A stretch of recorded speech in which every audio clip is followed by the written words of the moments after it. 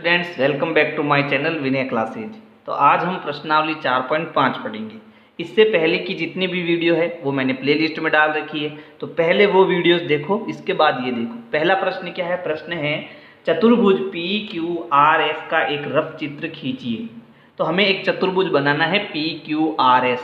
अच्छा, चतुर्भुज कब बनता है? जब हम चार रेखाखंड लेते हैं और उनको जोड़ते हैं और एक बंद आकृति बनाते हैं। तो मुझे क्या करना है, यहाँ पर चार रेखाखंड लेने हैं, 1 2 3 4, और इन चारों रेखाखंडों को मुझे क्या करना है? जोड़ना है। कैसे जोड़ना है कि ये बंद हो जाए, है ना। तो मैं इस प्रश्न को एक दूसरे पेपर पर कर रहा हूँ। ये आपका उत्तर यहाँ लिख देता हूँ, ठीक है। तो इसमें ये पहले का उत्तर, ठीक। तो हमें इन चारों रेखाखंडों को जोड़कर चतुर्भुज बनाना है। तो मैंने क्या करा, एक रेखाखंड ऐसे लिया, दूसरा ऐसे, तीसरा ऐसे और चौथा ऐसे ले लिया।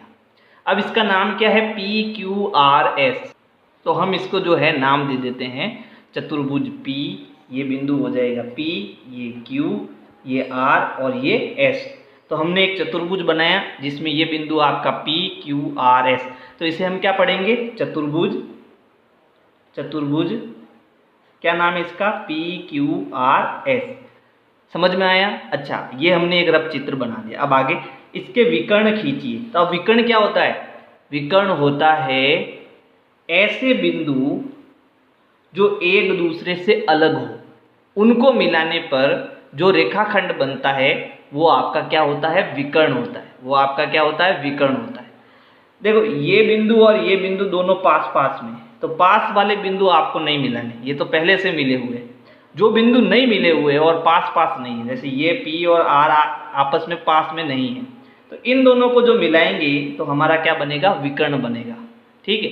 और S और Q को मिलाएंगे तो हमारा विकर्ण बनेगा। ये दोनों जो लाइन है, ये दोनों जो विकर्ण है, वो यहाँ पर जो है एक दूसरे को काट रहे हैं, ठीक है। तो इसको मैं नाम दे देता हूँ O, क्योंकि ये भी एक बिंदु है, ठीक है। ये भी क्या है? एक बिंदु है जो जहाँ कहाँ पर काट रहे हैं? O बिंदु पर ये दोनों विकर्ण एक दूसरे को काट रहे हैं। तो हमें विकर्णों के नाम भी लिखने हैं। तो यहाँ विकर्ण कितने हो गए? 2। चतुर्भुज में कितने विकर्ण होते हैं? 2। एक का नाम तो हो गया PR, और दूसरा विकर्ण हो गया SQ या QS, जो आपकी मर्जी हो। आप चाहो तो QS लिखो, आप चाहो तो SQ लिखो, दोनों एक ही है। मैं इसको QS लिख देता हूँ, ठीक है। तो ये 2 विकर्ण हो गए। फिर क्या विकर्णों का प्रतिच्छेद बिंदु चतुर्भुज के अभ्यंतर में स्थित है? अब ये दोनों विकर्ण जहां पर प्रतिच्छेद मतलब काटते हैं, जहां पर ये दोनों एक दूसरे को काटते हैं, वो बिंदु जो है क्या इस चतुर्भुज के अंदर है? चतुर्भुज के अंदर है ना। तो इसका उत्तर होगा विकर्ण एक दूसरे को चतुर्भुज के अभ्यंतर यानी अंदर, है ना, अभ्यंतर प्रतिच्छेद करते हैं। प्रतिच्छेद यानी काटते हैं, प्रतिच्छेद करते हैं। तो ये हमारा अगले प्रश्न का उत्तर हो गया। अब क्या है? या बहिर्भाग में स्थित है। तो ये अभ्यंतर में स्थित है, ये मैंने इसका क्या लिख दिया? उत्तर लिख दिया। तो पहला जो हमारा था रफ चित्र बनाना चतुर्भुज PQRS, वो हमने बनाया। फिर इसके विकर्ण बनाए, है ना। फिर ये दोनों विकर्ण O बिंदु पर क्या करते हैं? प्रतिच्छेद करते हैं, जो कहाँ है?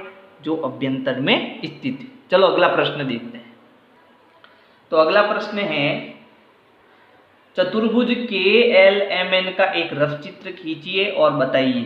और हमें उनको क्या बताना है? जो यहाँ पर ये 4 प्रश्न हैं उनके उत्तर बताने हैं, ठीक है।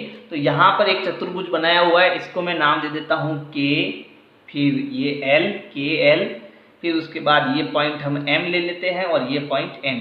तो यहाँ पर मेरे पास ये 4 बिंदु हो गए इसके, K, L, M और N। तो पहला है प्रश्न कि सम्मुख भुजाओं के 2 युग्म बताने। इसमें सम्मुख का मतलब होता है आमने सामने। सम्मुख का मतलब क्या होता है? आमने सामने, आमने सामने। तो कौन किसके आमने सामने है? वो भुजाएं। भुजा मतलब ये रेखाखंड जो है उसे हम क्या कहेंगे? अब उसे हम कहेंगे भुजा। तो जो सम्मुख भुजाएं हैं उनके नाम लिखनी है। तो देखो KL एक भुजा है ना। तो KL के सामने कौन सी भुजा है? आपने यहाँ से KL लिया तो आप यहाँ N से M ले लो, NM। ठीक है, ये दोनों एक दूसरे की क्या हो गई, सम्मुख भुजा हो गई, क्योंकि ये इसके एक दूसरे के सम्मुख है, आमने सामने है ना। अच्छा, ये दोनों भुजाएं भी क्या है, एक दूसरे के आमने सामने है। तो और कौन सी है, तो और आपके जो आमने सामने वो है एक तो KN और दूसरी LM, ये भी आपके जो है आमने सामने है। तो इसका उत्तर क्या हो गया, सम्मुख भुजाओं के दो युग्म, युग्म मतलब जोड़े, तो एक जोड़ा तो हो गया KLNM और दूसरा जोड़ा हो गया KNLM। ठीक है। अच्छा, अगला है सम्मुख कोणों के दो युग्म। सम्मुख यानी आमने सामने के कोण हमें बताने और उनके भी दो जोड़े बताने। तो इस K के सामने कौन सा कोण है, तो इस K के सामने आपका ये वाला कोण है ना। तो कोण K के सामने यानी सम्मुख कौन सा कोण है, कोण M, और इस कोण L के सामने, कोण L के सामने कौन सा कोण है, कोण N। ये आपका उत्तर हो जाएगा। फिर C है आसन्न भुजाओं के दो युग्म। अब आसन्न क्या होता है, आसन्न का मतलब होता है पास वाला, ये भी समझो आप। आसन्न का मतलब क्या होता है, आसन्न का मतलब होता है पास वाला। अच्छा, तो अगर मैं भुजा KL लेता हूँ, है ना, KL, तो KL के पास में कौन है, KL इस भुजा के पास में ये वाली भुजा भी है और ये वाली भुजा भी है। तो कोई भी एक भुजा आप ले लो, तो इस KL के पास में मैं ये LM ले लेता हूँ, है ना। तो ये दोनों भुजाएं जो है वो आसन्न भुजाएं होगी। कौन सी भुजाएं होगी, आसन्न भुजा। तो KL की आसन्न भुजा हो गई LM, और एक जोड़ा ये हो गया। आप चाहो तो KN भी ले सकते हो, है ना। और दूसरा कौन सा हो सकता है, तो मान लो अब की बार मैंने ये भुजा ली N और M, है ना, NM, तो इसके पास वाली कौन सी, भाई ये वाली तो हमने ले ली, अब की बार ये वाली ले लो। तो ये दोनों भी एक दूसरे के आसपास है ना। तो NM के पास में कौन सी है, NK, N और K। तो ये भी दोनों क्या है, आसन्न भुजाएं हैं, है ना। फिर D है आसन्न कोणों के दो युग्म।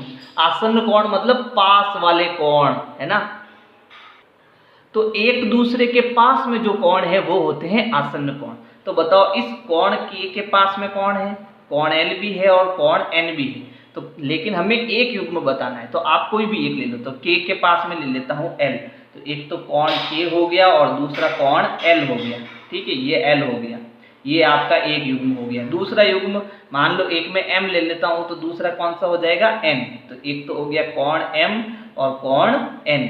तो ये आपके आसन्न कोण हो जाएंगे। आसन्न का मतलब पास वाला। भुजा बोले तो ये भुजा इसके पास में, कोण बोले तो ये कोण इसके पास में, या फिर ये कोण इसके पास में।